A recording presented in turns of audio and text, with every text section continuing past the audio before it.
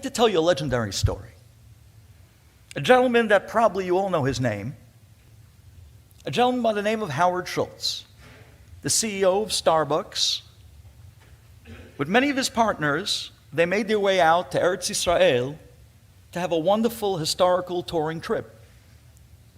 Now, outside of the Golan and the Galil, they made it their point that they're going to go to Yerushalayim and they're going to visit the Murray Yeshiva and the venerable Rosh Yeshiva, the great Reb Nosson Tzvi Finkel, Zechet Tzadik Lebracha.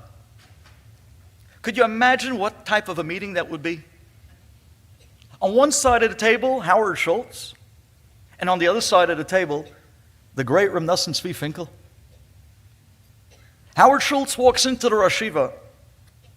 Reb Nosson Tzvi leans forward, and he had that golden smile. And he looks at Mr. Schultz, and he says to him, "Gentlemen, I want to ask you a question. What did we learn from the Holocaust?" Howard Schultz, he thinks to himself, "Rabbi, we learned from the Holocaust that we need an army." Reb Nosson Tzvi said, "Very nice, but that's not what I was looking for."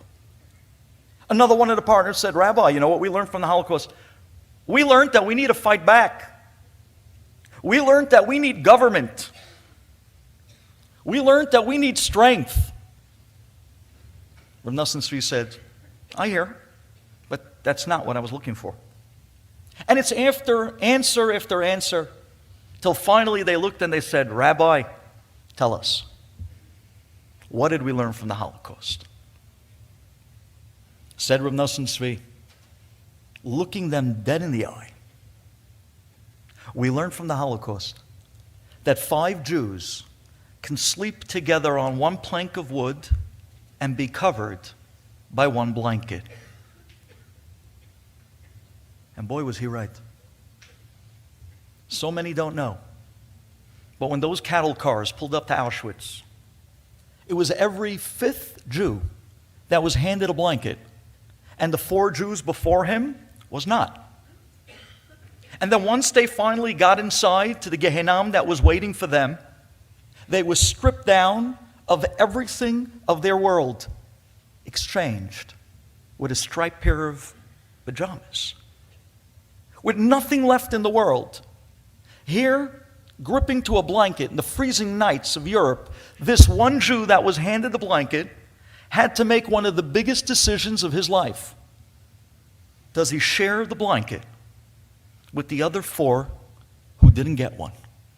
And 9 out of 10 Yidden shared the blanket with the other 4 who didn't get. Huddled together on a plank of wood, under a blanket. Could you imagine the scene? That's what we learned from the Holocaust. It's at that moment that Reb Nosson Tzvi leans forward. Stricken with Parkinson's disease, he begins to shake, and he's pushing away the pain. He's trying to show a smile, and he looks at Howard Schultz in the eye, and he says to him, "Mr. Schultz, Hashem gave you a blanket, and it's up to you to go out now and spread it all over the Jewish people." Howard Schultz leans back. "Rabbi, wow, we weren't expecting that. Rabbi, I'm going to start spreading my blanket, and I'm going to start with you." Howard Schultz pulls out a checkbook. He takes out his pen. He signs the check. "Rabbi, I'm starting my blanket with you. Here's a carte blanche check, filled out, signed. You could fill it out for any amount you want." And he pushes the checkbook across the table along with the ballpoint pen. At that time, the Murray Yeshiva was running a $2 million budget a month. Reb Nosson Tzvi Finkel grabs the checkbook, blank check from a billionaire. He picks up the pen and his hand starts to shake due to the Parkinson's. And as best as he could, he holds the checkbook and he fills out the check.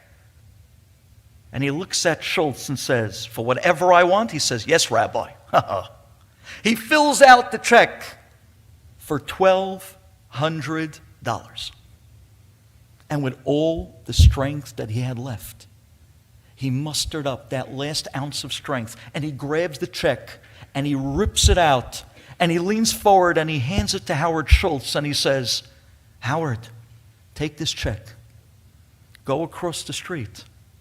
Across from the Mir Yeshiva, there's a Judaica store. Take this check and buy yourself a pair of tefillin. And put it on every single day. Do it for me.